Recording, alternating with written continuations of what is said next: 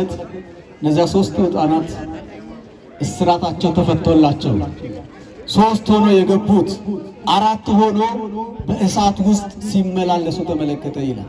ስንት ሆነው? ስንት ሆነው? አመስግኑት እግዚአብሔር።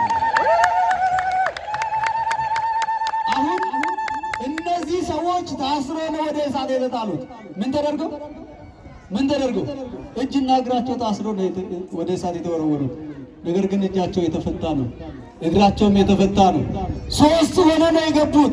ነገር ግን ስንት ናቸው? 4 ናቸው። ማን ከእነርሱ ጋር ሆነ?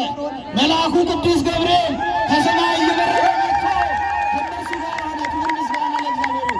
በደንብ አድርጋችሁ አመስግኑት። ንጉሥ ተመለከተ።